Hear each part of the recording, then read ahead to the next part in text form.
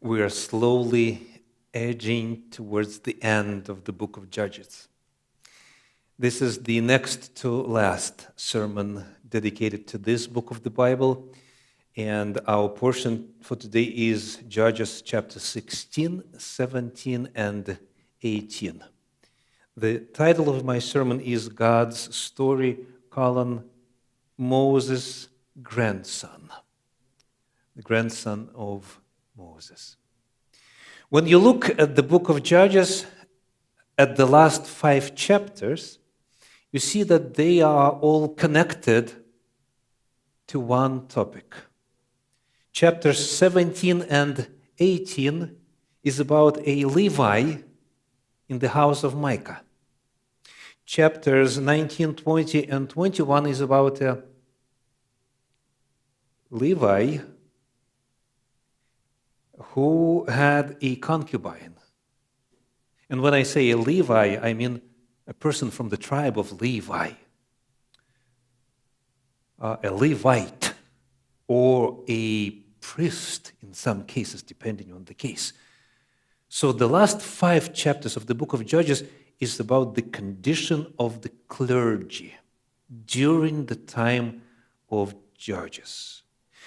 It's hard to pinpoint which story took place when exactly. But these 2 stories are ending the book to paint a grim picture of what the spiritual condition of the people of God was.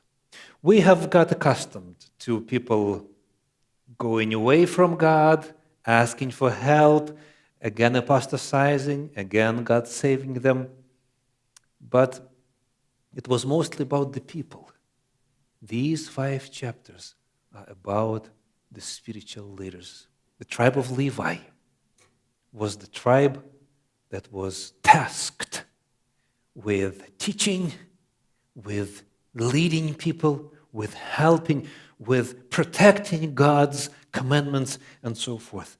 So let's take a look at the state of clergy during the period of Judges as it's shown today.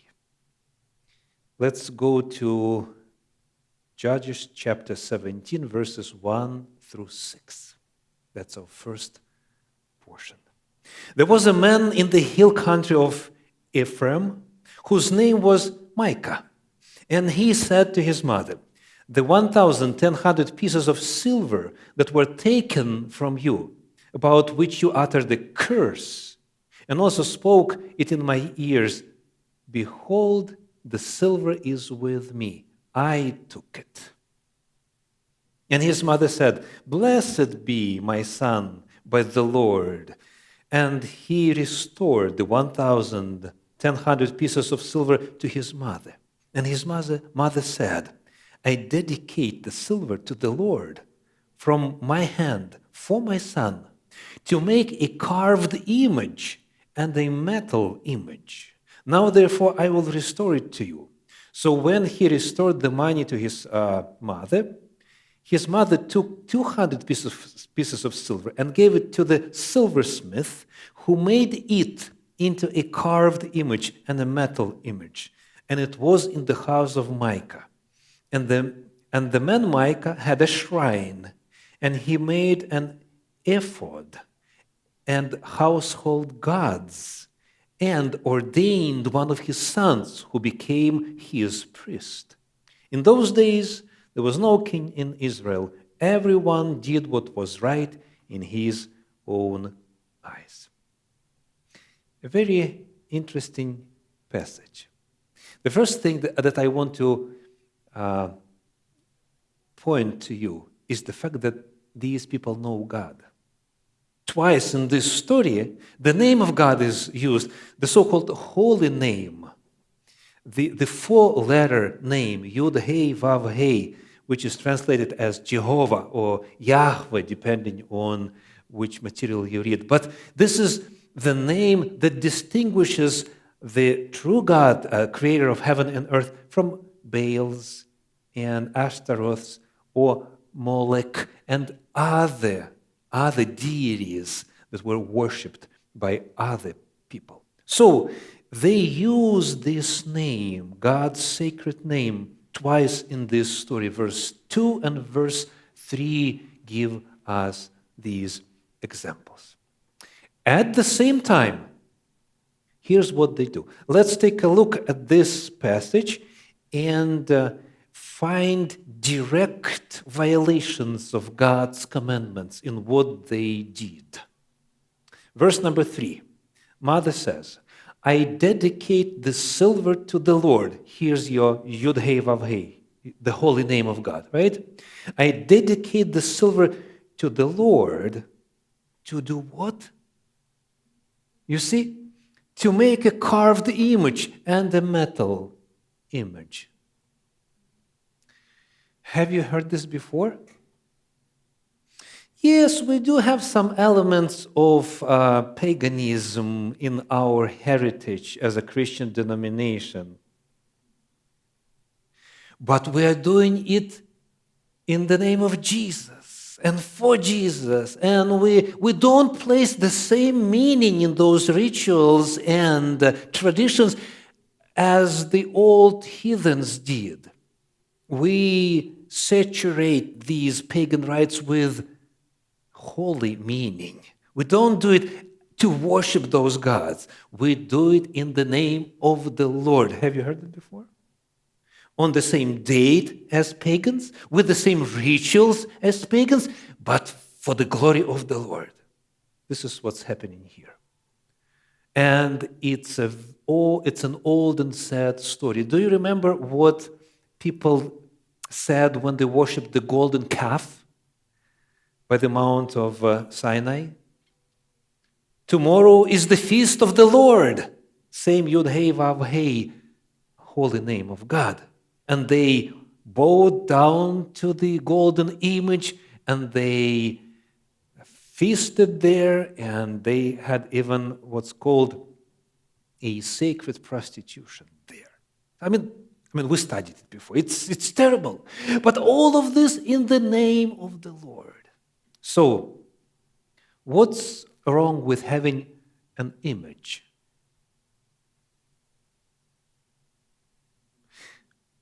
Do you remember any commandments on this topic?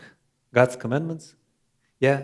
Exodus chapter 20, verses 4 and 5. You shall not make for yourself a carved image or any likeness of anything that is in heaven above, or that is in the earth beneath, or that is in the water under the earth. You shall not bow down to them or serve them.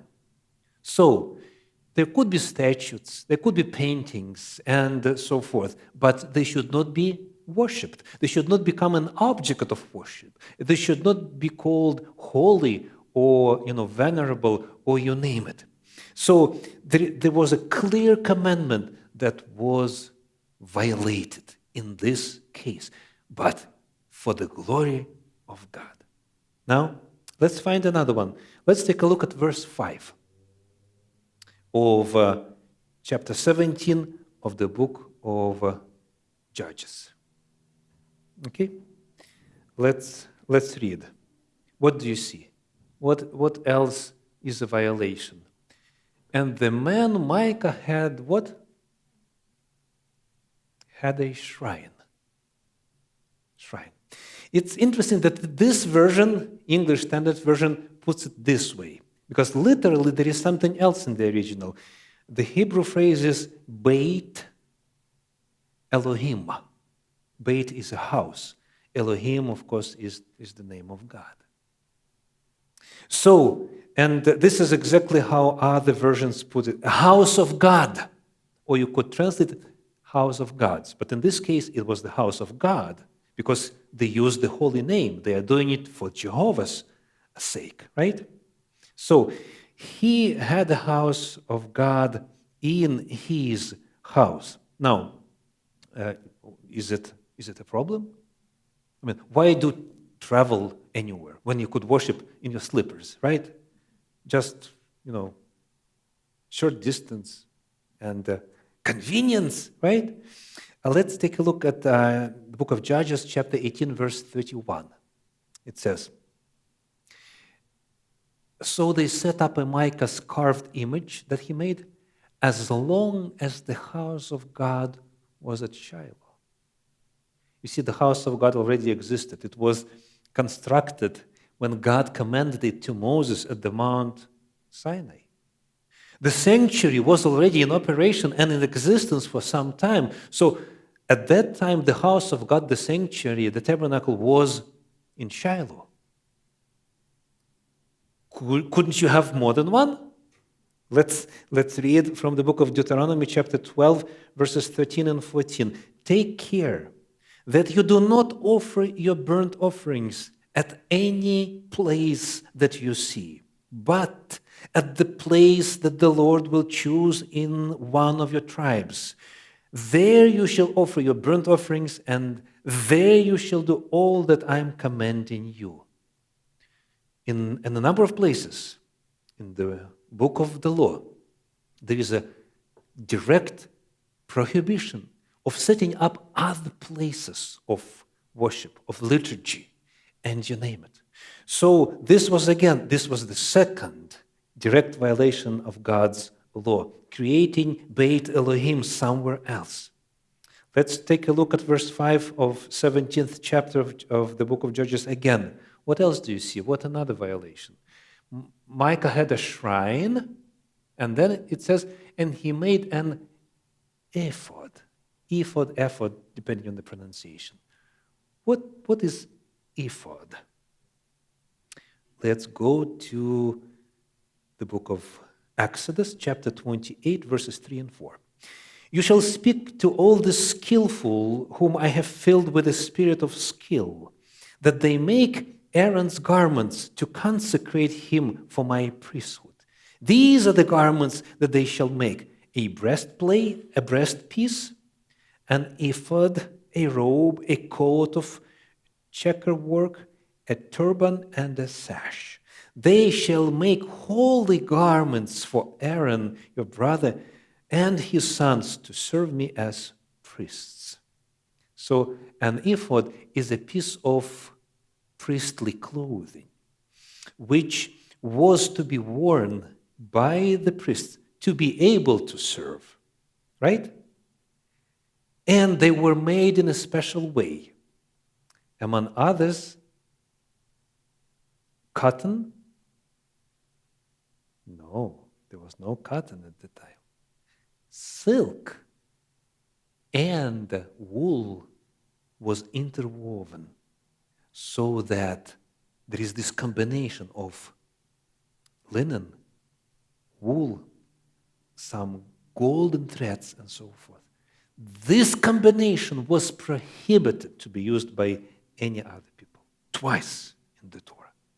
Moreover, Exodus 29:29 says, the holy garments of Aaron shall be for his sons after him. They shall be anointed in them and ordained in them. So this set of clothing was handed to the next high priest and then to the next high priest throughout generations. So these were holy garments, sacred clothing, not to be replicated, not to be reproduced. This was another direct violation of God's commandments. They made an ephod. Let's go back to chapter 17, verse 5, the book of Judges. What else do you see? He had a shrine, he made an ephod, and household gods. What use did they have for these? And what does it mean, a household god? Let's, first of all, in the original, the word is teraphim. Teraphim. And here's a couple of examples where it's used. Ezekiel 21:21. For the king of Babylon stands at the parting of the way, at the head of the two ways, to use divination. What's divination? It's a way to ask for supernatural guidance. Divination. What pagans use to ask of their demons. Okay, so he stood by at that cross section to use divination. How he does that? He shakes the arrows. He consults the teraphim.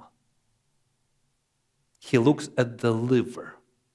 And a sacrificial animal would be cut open and the liver taken out and examined, and so forth. So you see, teraphim is a way to connect to evil spirits, to get supernatural revelation. 2 Kings chapter 23, verse 24. Moreover, Josiah put away the mediums and the necromancers and the household gods, again, teraphim, and the idols, and all the abominations that were seen in the land of Judah and in Jerusalem, that he might establish the words of the law that were written in the book that Hilkiah, the priest, found in the house of the Lord. So these teraphim, the household gods, are mentioned among the abominations, along with those who talk to dead people, and you name it. So this is what was in Micah's house. He had teraphims there.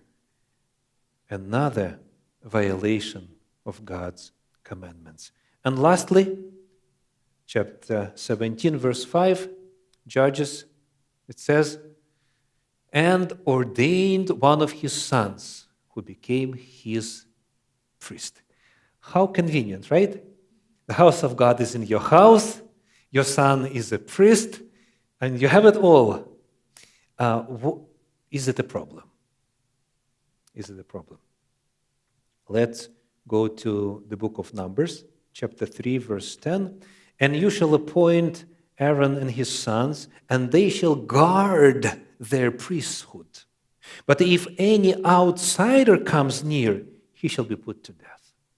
A number of times in the Bible, it is specifically said that only these people that God appointed, Aaron, his sons, and their descendants, could be priests. So when Micah said, I want my son be the one, the question is, was Micah a Levite? Was he of the tribe of Levi? Maybe he was from Aaronic lineage.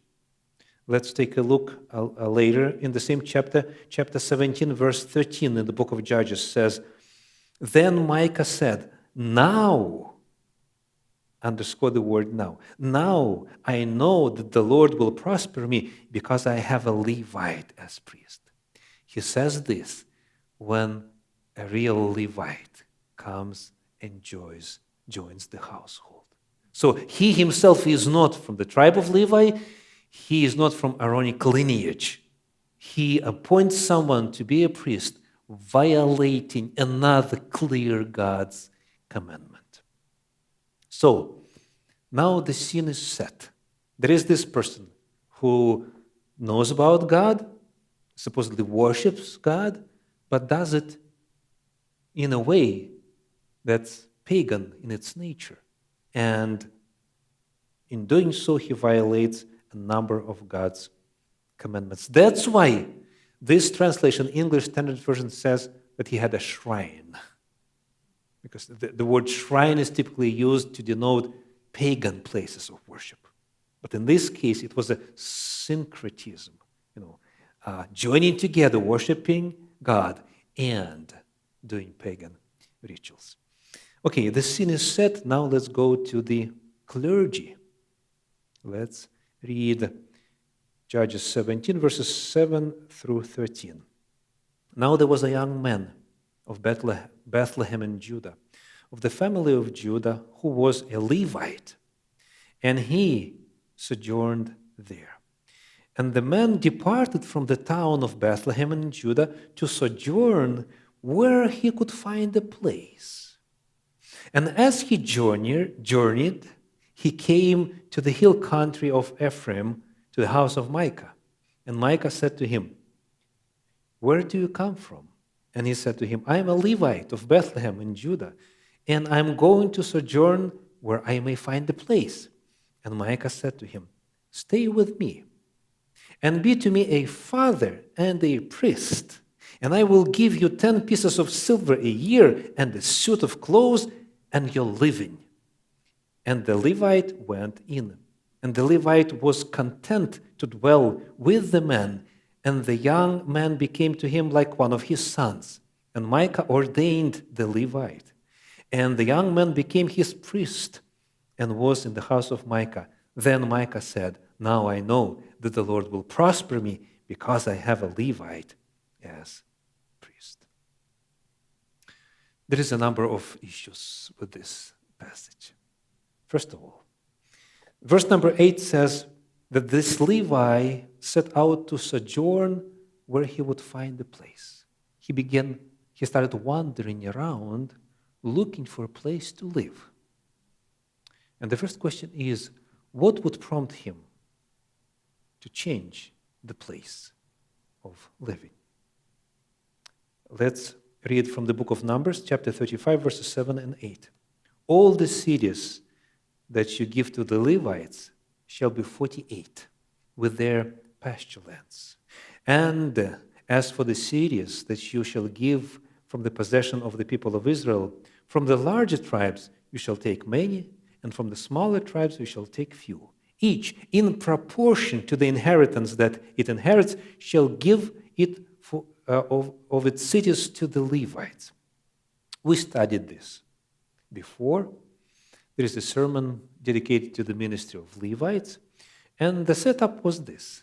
The whole nation of Israel was covered with a network of Levitical cities, where the tribe of Levi would live and educate people and help them. Twice or for 2 weeks, they would travel to the sanctuary to serve there, but for the rest of the year, they would be the spiritual leaders, teaching, educating people. So, this Levite had his city to live in that was apportioned by lot, so chosen by God for him to dwell there. Now, to be able to live in the city of a Levite, you would need to get some kind of a sustenance. What could you do to make a living? How did the tribe of Levi make a living? The book of Numbers, chapter 18, verses 23 and 24. But the Levites shall do the service of the tent of meeting, and they shall bear their iniquity. It shall be a perpetual statute throughout your generations, and among the people of Israel they shall have no inheritance. For the tithe of the people of Israel, which they present as a contribution to the Lord, I have given to the Levites for an inheritance. Therefore, I have said of them that they shall have no inheritance among the people of Israel. So out of 13 tribes, each of who got, its piece of land to live in, the Levites were dispersed. They did not have land. They only had cities. They could not grow their crops. They could not raise cattle, except for maybe like a couple here and there, because they just didn't have land. How were they to support themselves? Tithing. God says, I'm their inheritance. People bring tithe to the Lord, and I give the tithe to the Levites. So that's how the system worked. They were able to dedicate their whole time to the ministry because they were paid for that. Now, any guesses why this person left? Why he would set out to find a place to live?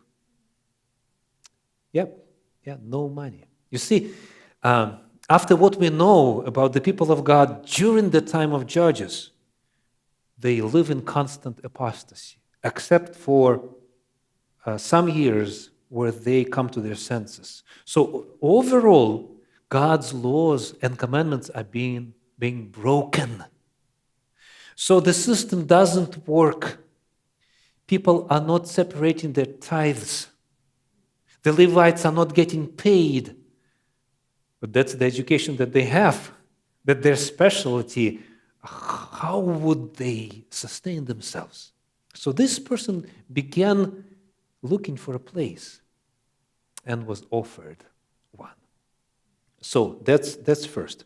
Now, verse number 10 says, Judges 17:10, Micah says to this Levite, I will give you 10 pieces of silver a year and a suit of clothes and your living. So clothing will be taken care of, place to live, food, everything is paid for. And in addition, 10 pieces of silver each year. Great deal. Great place to minister, right? Right? So, again, to summarize, the Levite is forced to look for food wherever he can, since the system of financing the tribe of Levi was not followed. Now, would you accept this offer? Try to imagine yourself in the shoes, or maybe in the sandals of the Levite. You get this great offer. Would you accept the job? Would you serve in a shrine filled with idols, occultic pieces of paganism, where we discovered a number of direct violations of what God says needs to be done. But the hunger is still there, right? You need to pay your bills, car payments, and in that case, maybe donkey payments, Were people actually paying the tithe to the Levites during this point of time? Could you repeat the question? Were the people still paying the tithe to the Levites at this point of time? Based on the description and the whole general spiritual conditions, if someone did pay tithe, it was not a rule of the land. That's why he was forced to move. Because Bethlehem is a nice place. It's close to the capital. It's nice to live there. When you take your shifts in the temple, I mean, it's later, but still, Jerusalem was the capital at the beginning. So he was forced to. But still the question is, money or God's commandments? He chose the money. So that's the spiritual condition of the nation. That's the spiritual condition of the tribe of Levi, the clergy. This is what's taking place.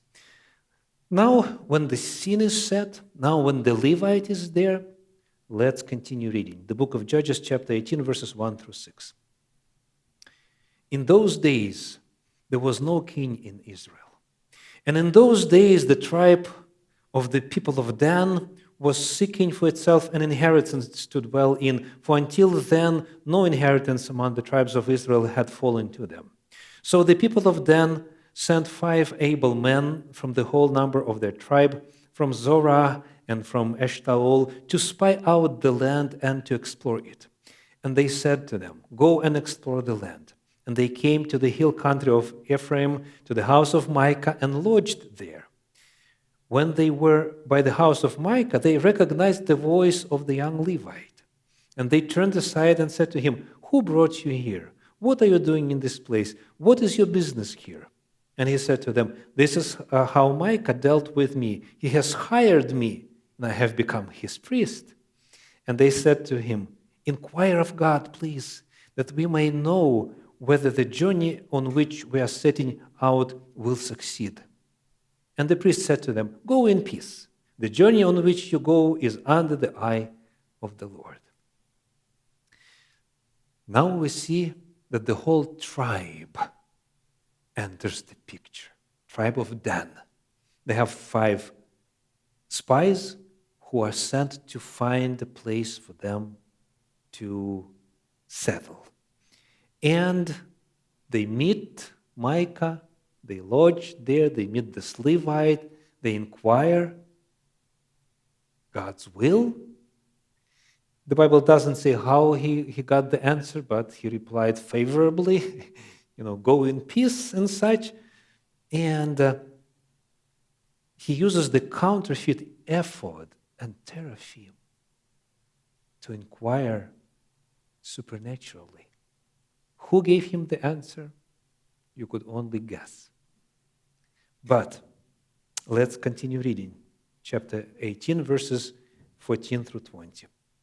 Then the 5 men who had gone to scout out the country of Laish said to their brothers, "Do you know that in these houses there are an ephod, household gods, a carved image, and a metal image? Now therefore consider what you will do." And they turned aside there and came to the house of the young Levite at the home of Micah and asked him about his welfare. Now the 600 men of the Danites, armed with their weapons of war, stood by the entrance of the gate. And the 5 men who had gone to scout out the land went up and entered and took the carved image, the ephod, the household gods, and the metal image, while the priest stood by the entrance of the gate with the 600 men armed with weapons of war. And when these went into Micah's house and took the carved image, the ephod, the household gods, and the metal image, the priest said to them, "What are you doing?" And they said to him, "Keep quiet.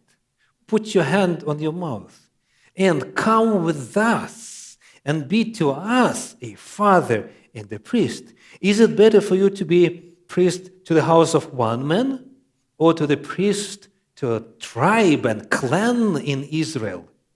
And the priest's heart was glad. He took the ephod and the household gods and the carved image and went along with the people. An interesting question is asked: what is better for you? He was invited to spread the idolatry throughout the whole tribe of Dan. Being a Levite, he knew, or at least he was supposed to know about God's will, about God's commandments. And of course, you need to make a living. It's a hard choice sometimes. But now he is making a decision to spread it to the whole tribe of Dan. And he is rejoicing. The Bible says his heart was glad that he got this offer, and he went for it. So the question is, which is better? The word better is used here. Which is better in your opinion? Breaking God's commandments for material gain, or showing loyalty and staying faithful to God in times of need, even when you hunger, even when you lack clothing, even when you are thirsting? What is better? It's a tough choice. And it's the one that people have been dealing with throughout the history of the earth. There are a number of stories in the Bible where this is the exact matter that was in front of many people, and it is still relevant today. But his first step in violating God's commandments helped him to do it to a larger audience. So, this is one story of the tribe of Levi, one Levite who became a priest in a shrine. Now, is there anyone who is still wondering why the title of the sermon is God's story, Moses' grandson? You are in luck, because this is what we are go into right now. The book of Judges, chapter 18, verses 30 and 31. And the people of Dan set up the carved image for themselves. And Jonathan, the son of Gershom, son of Moses, and his sons were priests to the tribe of the Danites until the day of the captivity of the land. So they set up Micah's carved image that he made as long as the house of God was in Shiloh. So the Bible here gives the name of the person. And if you are checking it in a different version, you might have different lineage there. The English Standard Version that I'm quoting says, again, Jonathan, the son of Gershom, son of Moses. This is the first time at the very end of the story where the name of this Levite is given. And we find that he is Moses' grandson. But in other versions, instead of the name of Moses, you would see a different name. For example, New King James Version says, Jonathan, the son of Gershom, the son of Manasseh, was the priest. And we ask the question, why is there a difference?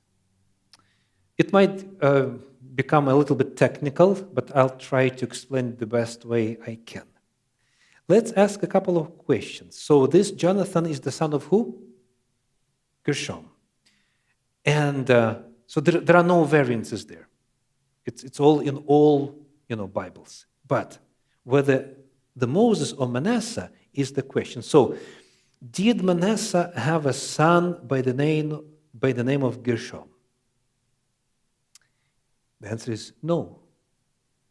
You read the whole Bible, you find all the places where the name of Gershom is used. It's not connected anywhere to Manasseh. But the name Gershom is a prominent one. Whose son was Gershom? The answer is Moses. For example, Exodus chapter 2, verses 21 and 22. And Moses was content to dwell with the man, and he gave Moses his daughter Zipporah, and she gave birth to a son, and he called his name Gershom. For he said, I have been a sojourner in a foreign land. So Gershom really was the son of Moses, and Jonathan, therefore, Moses' grandson. And if you take a look at Septuagint, for example, it says literally as ESV, English Standard Version.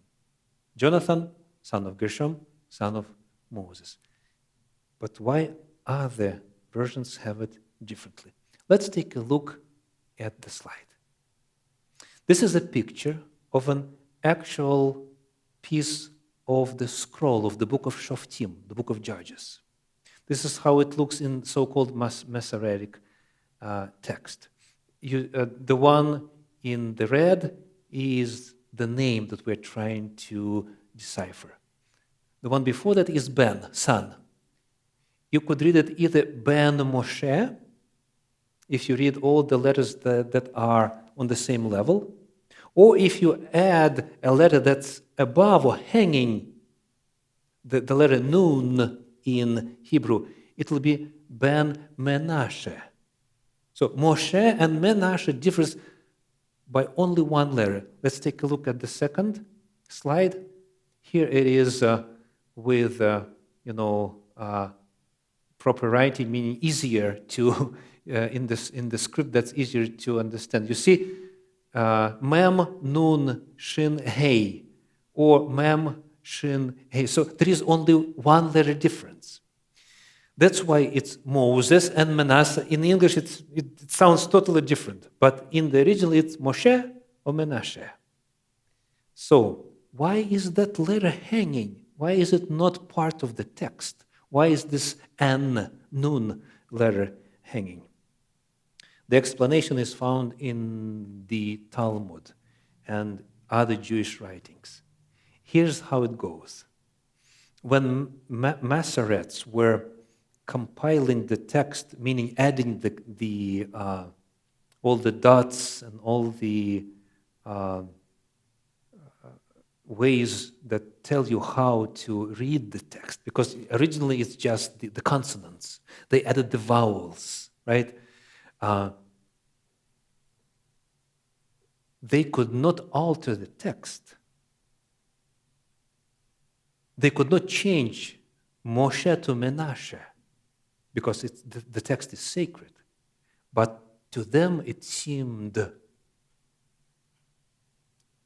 very inappropriate that such a great person, Moses, the man about whom the Bible says that he saw God face to face, that there has been no such prophet of the same magnitude in the people of God, that such a great persona would have such a grandson, totally unworthy of his grandfather.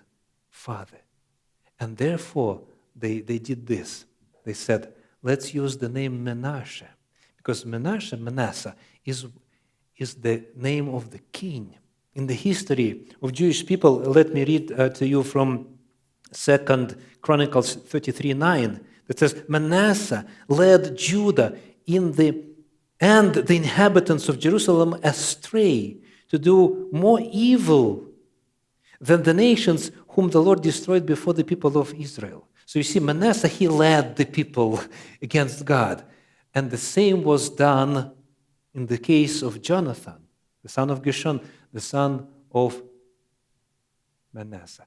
You see, in the biblical language, to be the son of someone doesn't only mean to be a direct descendant. It could be having the same qualities, like the sons of wrath, the sons of anger, or the son of consolation, Barnabas, and you name it.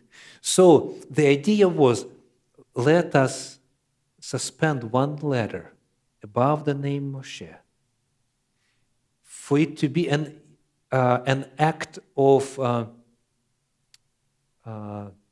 glorifying or protecting Moses' reputation. We do know that it's Moses, but let's insert this letter to show that this person is not like Moses. He is like the king Manasseh, who was evil and who led the people astray. That's the reason. That's the reason. But the question that's risen here, or the question that it is appropriate to ask, is this. Are you proud of your lineage? How do you treat your father, grandfather, great-grand, and you name it, right? How do you treat the past or the people that you are from? In Christianity, in Orthodox Christianity, in different branches of Orthodox Christianity, there is this prominent idea that gives the reason to boast over Protestants. And the idea is this: apostolic succession. Let's take a look at another slide. What you see here is a picture taken in St. Peter's Basilica in Rome, in Vatican. And here is a list of popes that are buried in the place over the years. Who is the first one? With larger script. Yeah, Saint Petrus, Saint Peter, died year 67 or 64. And then there is this lineage.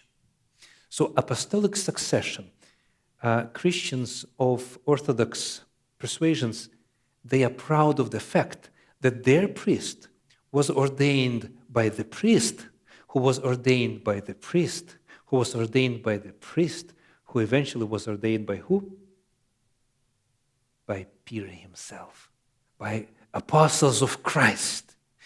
Therefore, the claim goes, we are the true church.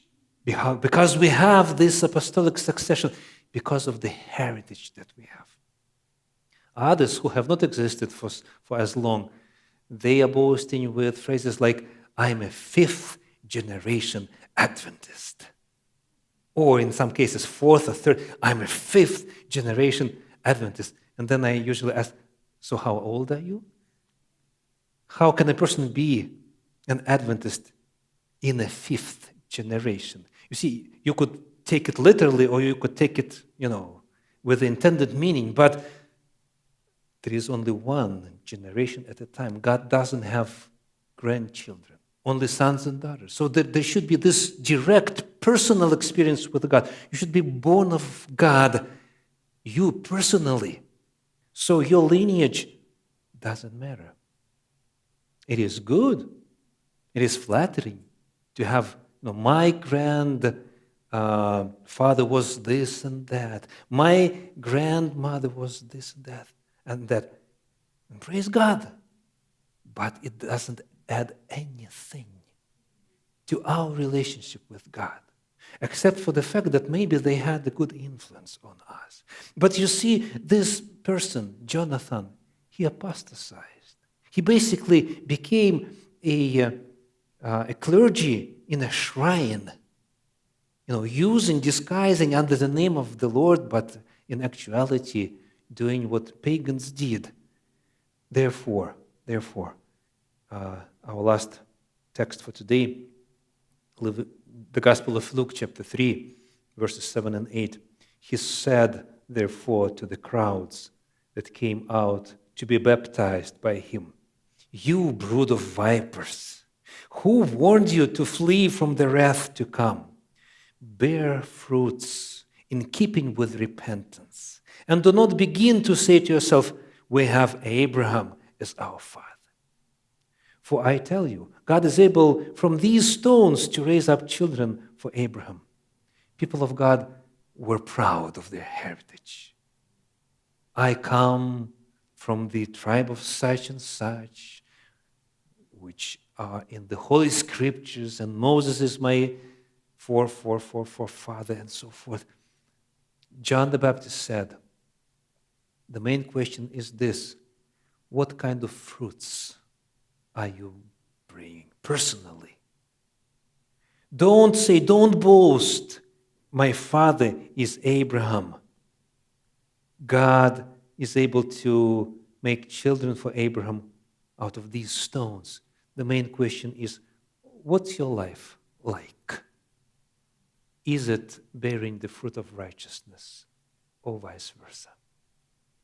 So these are some of the lessons from this portion of God's story. Amen.